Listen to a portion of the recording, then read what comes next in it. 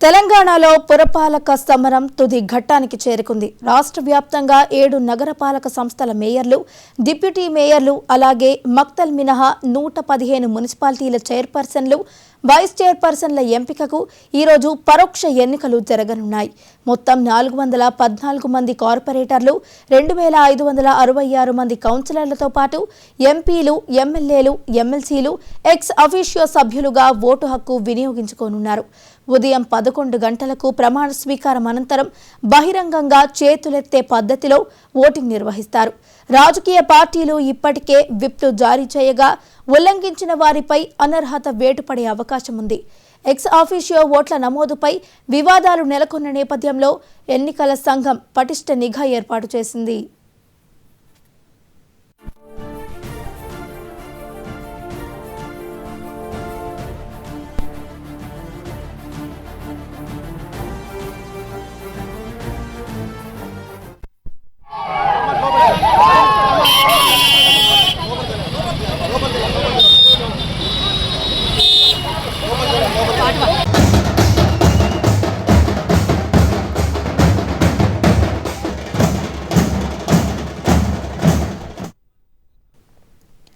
Municipal కార్యాలయాల్లో ప్రత్యేక సమావేశాల ద్వారా ఈ పరోక్ష ఎన్నికల ప్రక్రియ ప్రారంభమవుతుంది.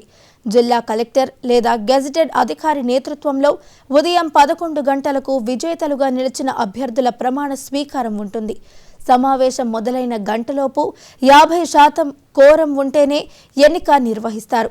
ఒకవేళ కోరం లేకపోతే మరుసటి రోజుకు వాయిదా వేస్తారు. అభ్యర్థుల ఎంపికలో పారదర్శకత కోసం మొత్తం ప్రక్రియను వీడియో చిత్రీకరణ చేస్తారు. అత్యధిక ఓట్లు వచ్చిన వారిని విజేతగా ప్రకటిస్తారు.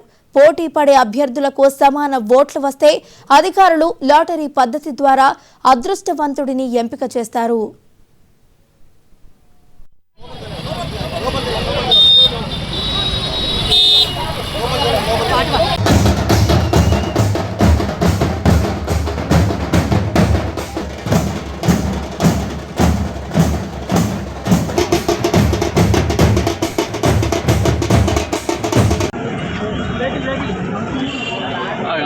మీరు బయటకు వెళ్ళండి.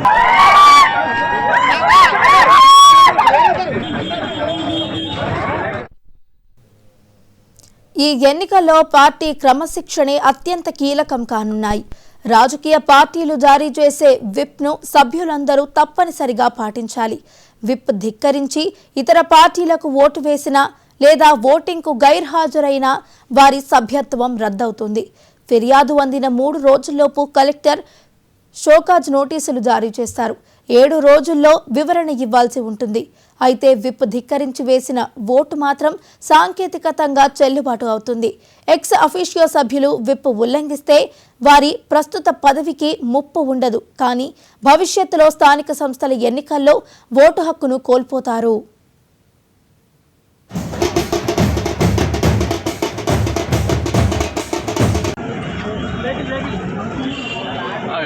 మీరు బయటకు వెళ్ళండి.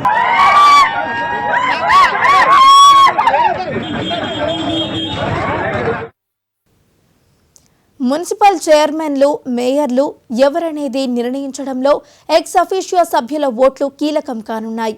ఎమ్మెల్యేలు, ఎంపీలు, ఎమ్మెల్సీలు తమ నియోజకవర్గ పరిధిలోని మున్సిపాలిటీలో ఓటు వేసే అవకాశం ఉంది. అయితే ఈ ఓట్ల నమోదుపై రాష్ట్ర ఎన్నికల సంఘానికి భారీగా ఫిర్యాదులు అందుతున్నాయి. నిబంధనలకు విరుద్ధంగా ఓట్లను ఒక చోటు నుంచి మరో చోటికి మార్చారనే ఆరోపణలు వస్తున్నాయి. కొందరు సభ్యుల దరఖాస్తులను కలెక్టర్లు తిరస్కరించడం వివాదాస్పదంగా మారింది. దీనిపై స్పందించిన ఎన్నికల సంఘం పురపాలక కమిషన్ను విచారణ చేపట్టి త్వరగతిన నివేదిక సమర్పించాలని ఆదేశించింది.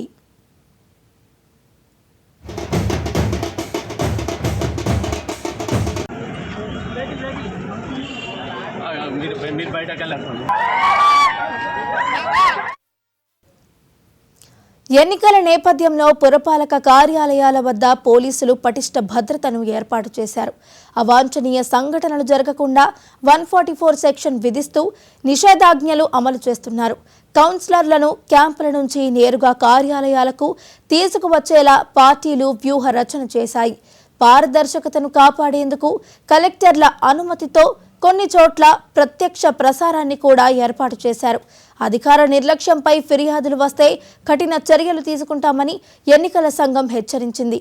గెలిచిన అభ్యర్థుల వివరాలను తక్షణమే గెజిట్లో ప్రచురించేందుకు యంత్రాంగం సిద్ధంగా ఉంది.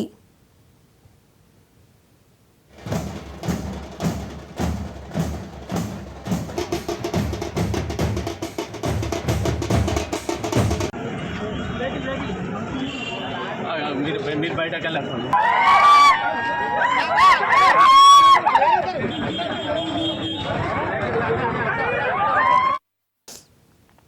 సాధారణంగా సోమవారమే మెజారిటీ స్థానాల్లో ఎన్నికలు ముగియనున్నాయి. ఒకవేళ సాంకేతికత కారణాల వల్ల లేదా అల్లర్ల వల్ల 16వ తేదీన ఎన్నికలు నిర్వహించలేకపోతే 17వ తేదీన తిరిగి నిర్వహిస్తారు. ఆ రోజు కూడా సాధ్యం కాకపోతే రాష్ట్ర ఎన్నికల సంఘం 1 నెల వ్యవధిలో మరో తేదీని ఖరారు చేస్తుంది.